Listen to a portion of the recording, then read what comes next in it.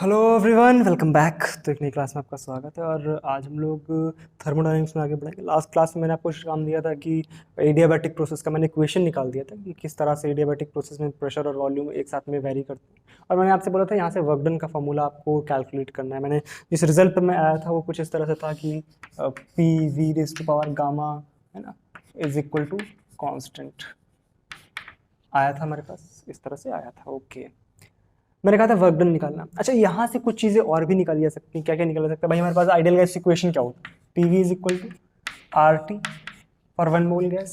ठीक है, यहाँ से आप इस इक्वेशन को लाइक प्रेशर और वॉल्यूम में है, इसको आप टेम्परेचर वॉल्यूम में चेंज कर सकते हो या प्रेशर या टेम्परेचर में चेंज कर सकते हो। ठीक है, तो मान लो मैं यहाँ से वॉल्यूम को लिख दूँ R T by P, R T by P उठा के यहाँ पर रखो, क्या आ जाएगा? P R T by P power gamma is equal to constant. ठीक है, यहाँ से क्या लिख सकते हैं?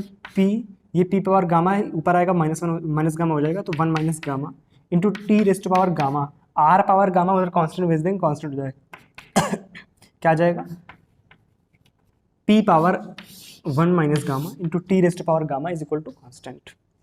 यहाँ तक बात क्लियर है। अच्छा, प्रेशर वॉल्यूम में था, प्रेशर टेम्परेचर में कर दिया। मान लो हम इसको वॉल्यूम टेम्परेचर में करना चाहें, इसका मतलब क्या है? प्रेशर की जगह पर वॉल्यूम का टर्म कुछ कर देंगे। तो यहाँ से हम इसको ये भी लिख सकते हैं कि pressure is equal to R T by V. अगर हम आर टी बाई वी रखेंगे तो यहाँ पर देखो क्या आ जाएगा, ये R T by V into V raise to power gamma into V raise to power gamma is equal to constant. सही है, क्या इसको लिख सकते हैं? T V raise to power gamma -1 is equal to constant. Simple से R को उधर भेज दिया हमने कॉन्स्टेंट में, बचा क्या? T V raise to power gamma -1 is equal to constant. तो ये 3 इक्वेशंस हमारे पास होते हैं जो कि एडियाबैटिक प्रोसेस को दिखाते हैं, किस तरह से एडियाबैटिक प्रोसेस में प्रेशर वॉल्यूम, प्रेशर टेम्परेचर और टेम्परेचर वॉल्यूम एक दूसरे के साथ चेंज हो रहे होते हैं। मैंने वर्कडन को निकालने की बात कही थी आपसे। वर्कडन अगर आपने निकाला होगा तो कुछ इस तरह से क्या होगा? वर्कडन इज इक्वल टू, है ना, work done is equal to integration P D V, है ना, from V1 to V2। Pressure की जगह पर आप क्या रख सकते हो? प्रेशर की जगह पर आप रख सकते हो यहाँ पर simple constant upon V raise to power gamma. क्या रख सकते हो? Constant upon V raise to power gamma integration V1 से V2 into D V. Correct है? कोई दिक्कत है यहाँ तक? सही, बिल्कुल सही है। अच्छा, इसका हम इंटीग्रेशन करेंगे, क्या आ जाएगा यहाँ से? इंटीग्रेशन अगर हम करेंगे तो आ जाएगा कांस्टेंट इनटू, कांस्टेंट बाहर कर लिया हमने, ठीक है, V raise to power minus gamma. इसका इंटीग्रेशन करेंगे हमारे पास क्या आ जाएगा? V raise to power minus gamma plus 1 upon minus gamma plus 1। सही है, कोई दिक्कत? अच्छा, इसको हम लिख सकते हैं, अगर हम लिमिट कहाँ से कहाँ तक? V1 से V2 तक, V1 से V2 तक। ओके, क्या आ जाएगा यहाँ से? इसको हम अगर सॉल्व करेंगे तो constant into constant upon 1 minus gamma into, first of all V2 रखेंगे तो V2 power gamma 1 minus gamma, V2 की power 1 minus gamma minus V1 power 1 minus gamma. Correct है? कोई दिक्कत है यहाँ तक? अच्छा, ओके ओके ओके, ठीक है। एक काम करो, क्या करो? एक काम करो कि आप यहाँ से इसको लिख सकते हो। क्या लिख सकते हो? ध्यान से देखो, यहाँ पर आओ जरा, देखो ध्यान से, यहाँ पर आओ, इससे उसको बनाने की कोशिश करो। देखो क्या आ जाएगा। यहाँ से लिख सकते हैं P1 V1 power gamma is equal to P2 V2 power gamma. सही है, बिल्कुल करेक्ट लिखा हुआ है। ओके, अच्छा भाई, ठीक है। क्या करेंगे इसका? यहाँ से हम कर सकते हैं, यहाँ से हम कर सकते हैं दोनों से, नहीं, एक सेकेंड, आप एक काम करो, यहाँ से डायरेक्ट इसको कैलकुलेट मत करो। यहाँ से कैलकुलेट करो तो कांस्टेंट की वैल्यू में ढूंढना थोड़ा सा मुश्किल होगा। आप डायरेक्ट एक काम करो, कुछ इसी तरह का फॉर्मूला आएगा, लेकिन कहाँ से निकालो? फर्स्ट लॉ से। फर्स्ट लॉ ऑफ थर्मोडायनेमिक्स क्या बोलता है? डेल्टा क्यू, ठीक है, या Q is equal to delta U plus W। ये होता है, ये होता है Q एडियाबैटिक प्रोसेस के लिए कितना होता है? 0। अगर ये 0 है तो W क्या आ जाएगा? माइनस डेल्टा U के बराबर। और डेल्टा U क्या होता है? माइनस, ठीक है, F/2 NR delta T। Correct है, F/2 NR डेल्टा T। अच्छा, डेल्टा T को क्या लिख सकते हैं? Minus F/2 NR T2 minus T1, minus का अंदर मल्टीप्लाई करा दो क्या आ जाएगा, माइनस का अंदर मल्टीप्लाई करा तो F/2 NR T1 minus T2, ये आ गया, ये आ गया। यहाँ से हम क्या इसको लिख सकते हैं भाई, हमारे पास हमें पता है कि गामा इज इक्वल टू क्या होता है 1+2/f, ठीक है। तो यहाँ से F/2 की अगर वैल्यू लिखेंगे तो यहाँ से F/2 की वैल्यू हमारे पास हो जाएगी 1/γ-1, 1/γ-1। तो F/2 की जगह रख देंगे 1/γ-1, तो फॉर्मूला बन जाएगा हमारे पास NR T1 minus T2 upon γ-1, γ-1, जो यहाँ पे हम बनाने की कोशिश कर रहे थे, बट यहाँ से इजीली बन जाएगा। तो हमारे पास work done for adiabatic process, मैं इसको यहाँ पर इस जगह पे लिख देता हूँ, work done for adiabatic process कितना होता है, NR T1 minus T2 upon γ-1। बात क्लियर है यहाँ तक, कोई कन्फ्यूजन, कोई डाउट? अगर कोई डाउट है तो नीचे कमेंट सेक्शन में लिखो, अदरवाइज इसको उतारो, ठीक है। मतलब कोई भी अगर डाउट आ रहा है कैलकुलेशन में, यहाँ से हम लोगों ने क्यों नहीं किया, वहाँ से कांस्टेंट की वैल्यू निकालना थोड़ा सा मुश्किल हो रहा था, तो मैंने सोचा डायरेक्टली यहाँ से कर सकते हैं, यहाँ से करना थोड़ा सा ज़्यादा ईजी लग रहा है, तो हम लोगों ने डायरेक्ट यहाँ से निकाल लिया। अब इसको आप चेंज भी कर सकते हो, ये हो जाएगा पूरा हमारा P1 V1, ये हो जाएगा NR का मल्टीप्लाई करेंगे तो P2 V2, तो उसमें कुछ कॉमन ऐसे कुछ आएगा, तो दूसरा फॉर्मूला P और V के टर्म्स में भी बन सकता है। बात क्लियर है ना?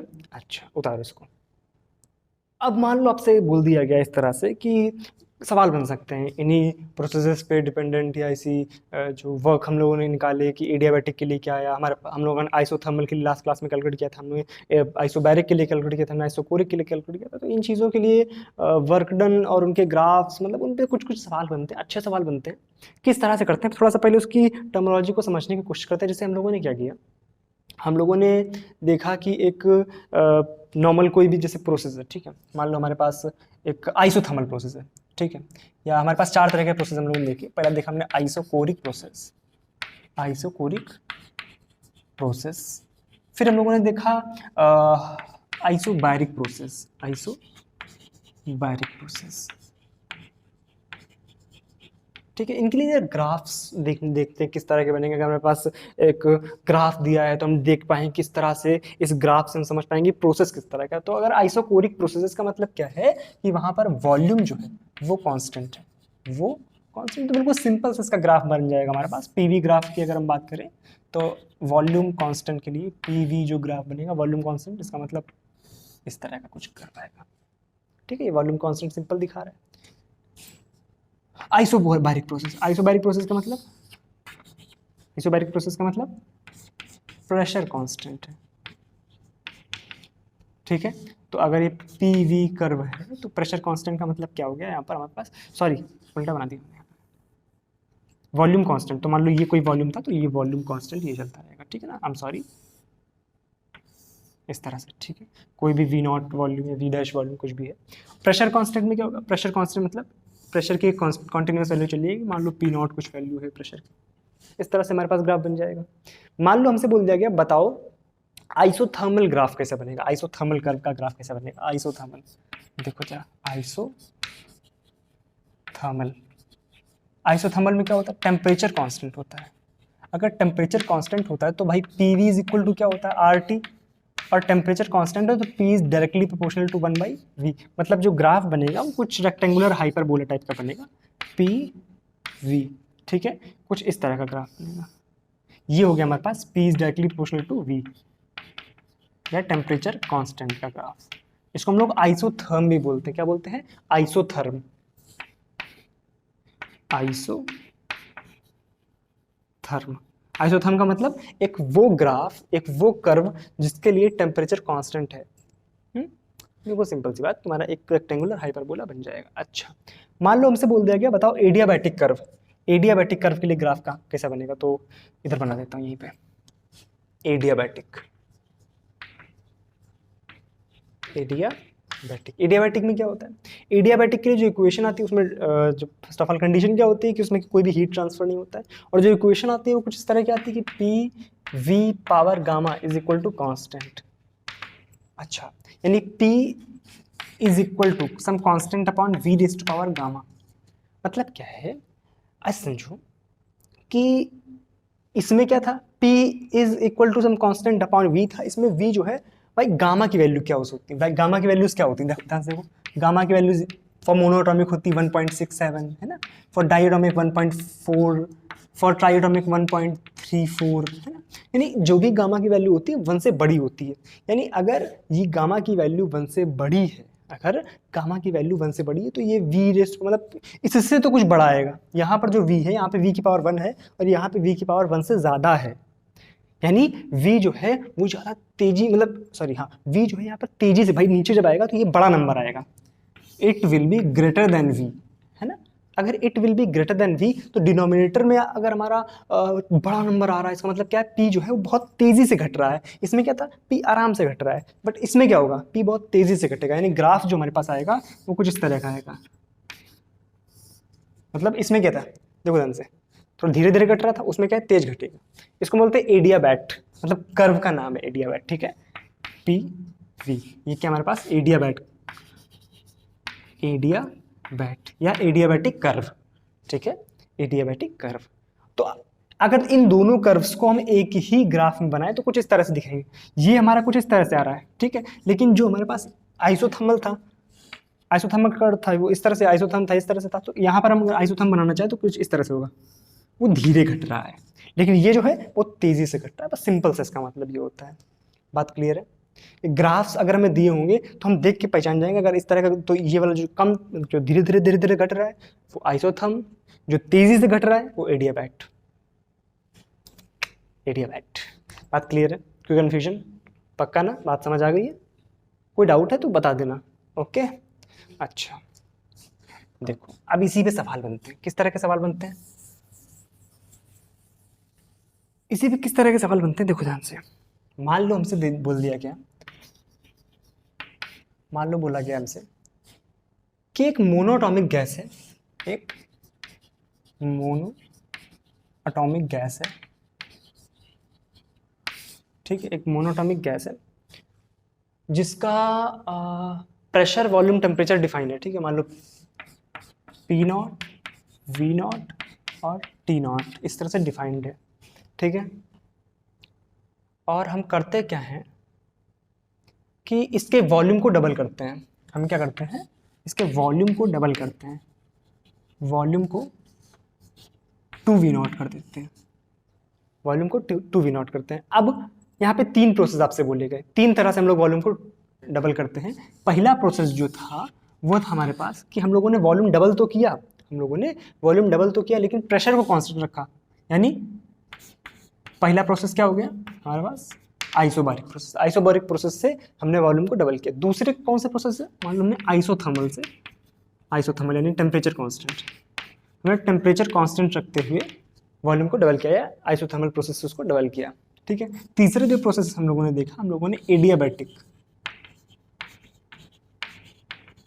एडियाबैटिक यानी कोई भी हीट ट्रांसफर नहीं करी फिर उसको डबल किया, मतलब देखा कि किस किस तरह से मतलब जो हमारे पास वॉल्यूम था वो डबल किया, 3 तरीके से हमने किया।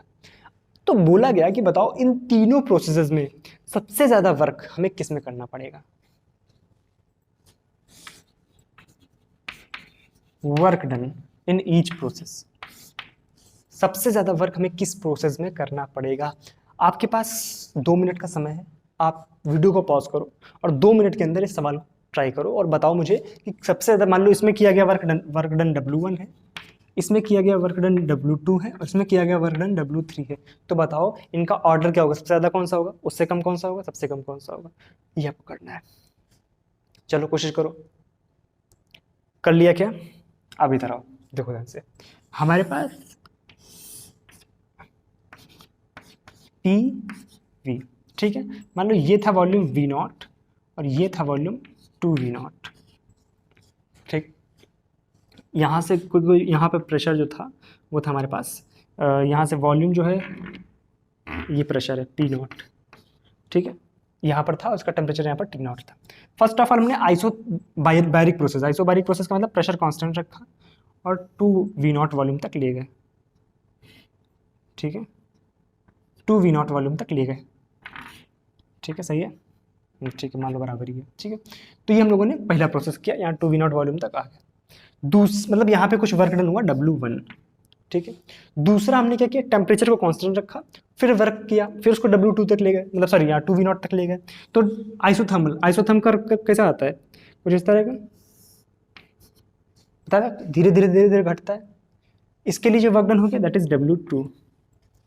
और तीसरा जो प्रोसेस है दैट इज एडियाबैटिक। तो एडियाबैटिक में कुछ ज़्यादा स्टीपर होता है, मतलब ज़्यादा तेजी से घटता है, कुछ इस तरह से।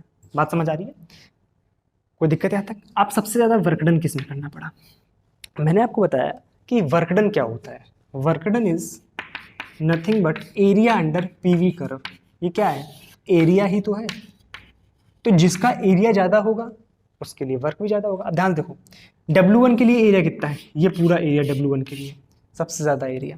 दूसरे आइसोथर्मल के लिए ये एरिया, फिर हमारे पास W3 यानी एडियाबैटिक के लिए ये वाला एरिया केवल।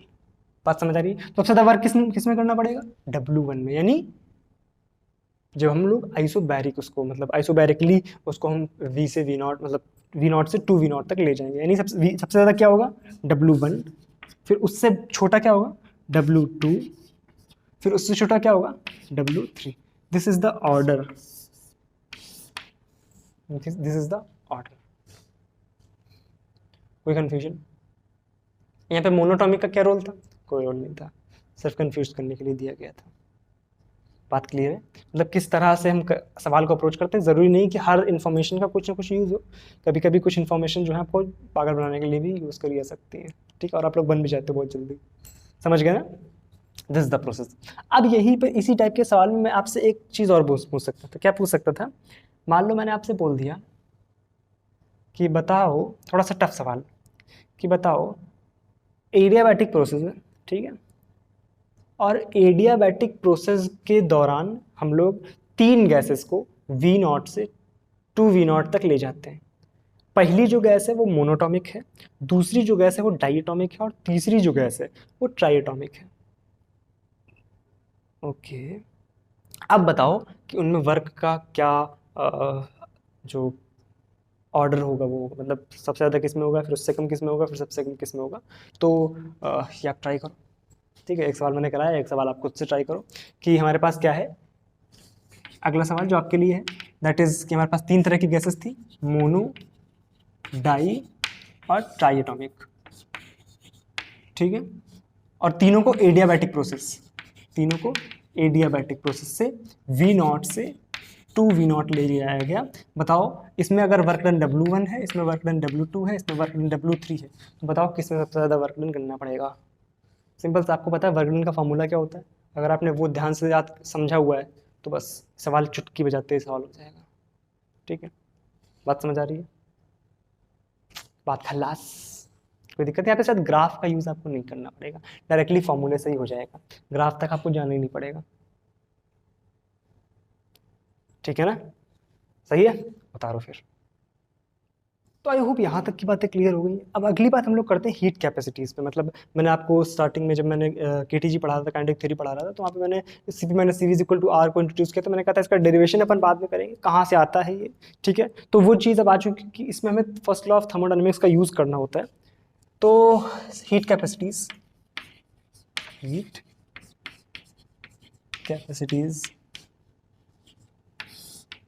ठीक है। फर्स्ट लॉ ऑफ थर्मोडायनेमिक्स क्या बोलता है? फर्स्ट लॉ बोलता है कि delta Q is equal to delta U plus delta W, correct है। मैंने आपको बताया इंटरनल एनर्जी क्या है। Internal energy first of all आपको याद रखना है कि एक स्टेट फंक्शन होता है, मतलब ये डिपेंड करता है सिर्फ इनिशियल और फाइनल पॉइंट्स की पोजीशन पे। इस बात पे डिपेंड नहीं करता है कि किस तरह से हम उसको ले जा रहे हैं, तो वो बिल्कुल इनिशियल और फाइनल टेम्परेचर्स पे डिपेंड करता है और इनिशियल और फाइनल वॉल्यूम्स पे डिपेंड करता है। तो ये सिंपल U जो है ये वॉल्यूम और टेम्परेचर का फंक्शन होता है, ठीक है। तो क्या हम इसको लिख सकते हैं इस तरह से, du is equal to del U by del T at constant volume, है ना, आपने पढ़ा होगा, इसको इस तरह से लिख सकते हैं, ठीक है। dt plus del U by del V at constant temperature into dV, correct है। du की वैल्यू उठा के यहाँ रखो, du की वैल्यू उठा करके यहाँ रखो, क्या आ जाएगा, delta Q is equal to del U by del T at constant volume into dt plus del U by del V at constant temperature into D V, और प्लस क्या है पी डी वी, प्लस क्या है P D V, correct है। Okay, अगर मैं बोलूँ आपसे specific heat capacity at constant volume CV, CV क्या होता है del Q by del T at constant volume, है ना। 1 ग्राम सब्सटेंस का टेम्परेचर 1 डिग्री सेंटीग्रेड बढ़ाने के लिए जितनी हीट चाहिए होती है वही हमारे पास क्या होता है स्पेसिफिक हीट। तो कांस्टेंट वॉल्यूम के लिए हमने कांस्टेंट वॉल्यूम कर दिया। तो अगर हम वॉल्यूम कांस्टेंट करते हैं तो ये टर्म जीरो, ये टर्म जीरो बचेगा, क्या केवल ये टर्म, यानी इसको हम लिख सकते हैं क्या, इसको हम लिख सकते हैं क्या भाई, ये टर्म पूरा जीरो, ये टर्म पूरा जीरो, डीवी डीवी जीरो हो जाएंगे, बचेगा ये। तो इसमें बचेगा, इसको हम इधर ले जाएंगे, क्या आ जाएगा del U by del T, del U by del T at constant, इसको आप डेल्टा कर लो, यहाँ पर डेल्टा होता है एट कांस्टेंट वॉल्यूम, करेक्ट है। ये होता है सी वी, ये हम लोगों ने पहले भी पढ़ा हुआ है, ठीक है। अब हमें सी पी अगर लिखना है तो सी पी क्या लिखेंगे del Q by del T at constant pressure, है ना, प्रेशर की बात करते हैं कांस्टेंट प्रेशर के लिए। तो कांस्टेंट प्रेशर के लिए हम इसको टी के रेस्पेक्ट में डिफरेंशिएट करेंगे एट कांस्टेंट पी, तो हम क्या कर सकते हैं, इसको ऐसे लिख सकते हैं सी पी, भाई इधर हम इसको टी के रेस्पेक्ट में डिफरेंशिएट कर रहे हैं एट कांस्टेंट प्रेशर, तो इधर वाला टर्म हो जाएगा C P is equal to, ये क्या है, ये हमारे पास सी वी, ठीक है, सी वी इंटू टी के रेस्पेक्ट कर रहे हैं तो डी टी क्या हो जाएगा 1, ठीक है। यहाँ पे आ जाओ, यहाँ पे आ जाओ, इन दोनों में डी वी कॉमन है, प्रेशर तो वैसे भी कांस्टेंट है, तो प्लस इसको ऐसे लिखते हैं pressure plus del U by del V at constant temperature, और बाहर है डी वी, डी वी को किसके रेस्पेक्ट में, टी के रेस्पेक्ट में डिफरेंशिएट करना है, तो D V by D T at constant pressure. तो ये होता है सी पी और सी वी में रिलेशन, ये होता है सी पी और सी वी में रिलेशन। इसको हम ऐसे भी लिख सकते हैं, क्या लिख सकते हैं, एक सेकेंड, क्या लिख सकते हैं, C P minus C V is equal to P plus del U by del V at constant temperature into del V by del T at constant pressure. This is the relation between C P and C V. अब आपको करना क्या है, आपको ये करना है कि इन रिजल्ट्स को आपको वेरीफाई कराना है, और मैं यहाँ पे बता रहा हूँ कि जैसे यहाँ पे del U by del V at constant temperature, इसकी वैल्यू 0 होगी फॉर आइडियल गैस, वहाँ पे हम फ्री एक्सपेंशन मानते हैं, इसका रीजन आपको बाद में पता चलेगा, फॉर आइडियल गैस, ठीक है। और del V U by del T at constant temperature, इसकी वैल्यू होती है a by V square, let me check correct मैं बोल रहा हूँ नहीं बोल रहा हूँ, a by V square for real gas, ये वैल्यूज मैंने आपको बता दी है फॉर रियल गैस। तो अब आपको आइडियल गैस और रियल गैस के लिए C P minus C V के फॉर्मूलों को निकालना है। तो आइडियल गैस के लिए आपको पता है क्या आएगा, C P minus C V, C P minus C V is equal to R आ जाएगा फॉर आइडियल गैस, ठीक है। और रियल गैस के लिए आपको खुद से निकालना पड़ेगा, एक्जैक्टली आता है कि भाई यहाँ पे प्रेशर में पता है, इसकी वैल्यू मैंने आइडियल गैस के लिए 0 बता दी, प्रेशर आपको आइडियल गैस के लिए P V is equal to R T पता है, P V is equal to R T पता है, सही है ना। P V is equal to R T से आप V by T at constant pressure निकाल सकते हो। उसी तरह से आपको वंडरवॉल गैस या रियल गैस के लिए पता होती है इक्वेशन क्या होती है, P plus A by V square, है ना, P plus A by V square into V minus B is equal to R T, ये होती है। तो फिर आप यहाँ से क्या करोगे, del V by del T at constant pressure की वैल्यू निकालोगे, ठीक है। यहाँ से आप निकालो, आपको मैंने del U by del V की वैल्यू बता दी ए बाई वी स्क्वायर, तो आपको C P minus C V की वैल्यू फिर फाइनली निकालनी है, ये आपके लिए होमवर्क है। मैं एक बार चेक कर लेता हूँ मैंने ये वैल्यू करेक्ट बोली है नहीं बोली, a by V square, let me check. सारी वैल्यूज करेक्ट लिखी हुई है, ठीक है। तो ये इसकी वैल्यू 0 होती है फॉर आइडियल गैस। ये इक्वेशन आपको बाद में देखने को मिलेगी जब हम लोग मैथ्स इक्वेशन पढ़ेंगे, तो वहाँ पे ये इसका प्रूफ है कि कहाँ से निकल के आता है ए बाई वी स्क्वायर। अभी इसको समझना बहुत ज़्यादा टेढ़ी की है, मतलब अभी के लिए, तो इसके लिए इसको स्किप करते हैं, ठीक है। और ये 0 हम लोगों ने फ्री एक्सपेंशन को मानते हुए लिखा है कि मतलब फ्री एक्सपेंड कर रही, तो इंटरनल एनर्जी बिल्कुल भी चेंज नहीं होगी वहाँ पे, तो इस तरह से इसको हम 0 लिख रहे हैं, ठीक है। जब डेल यू 0 आएगा तो उसको डायरेक्टली 0 लिखती है, ठीक है। तो आपको C B minus C V के रिलेशंस दोनों निकालने हैं, वो आपको निकाल करके बताना है कि आया नहीं आया। अगले टर्न पे अगर आप नहीं होता तो आप कमेंट सेक्शन में बता देना, मैं अगले टर्न पे बता दूंगा किस तरह से उसको करना है। बेसिकली कुछ है नहीं, मैथमेटिक्स है, मैंने आपको बता दिया करना किस तरह से, ठीक है। अगली बात हम लोग इसमें क्या करते हैं, अगली बात हम लोग इस पर करते हैं एक छोटी सी बात जो कि प्रोसेस के बारे में है कि साइक्लिक प्रोसेस क्या होता है, ठीक है। मैं वो आपको बता देता हूँ। हमेशा ध्यान रखना कि साइक्लिक प्रोसेस हमेशा क्या होता है कि जैसे मान लो हमारे पास एक पीवी कर्व है, ठीक है, कुछ इस तरह से। थोड़ा नाम से ही समझ आ रहा होगा साइक्लिक का मतलब क्या है। साइक्लिक का मतलब क्या होता है, जहाँ से आप शुरू करते हैं वहीं पर आकर के आप खत्म करते हैं।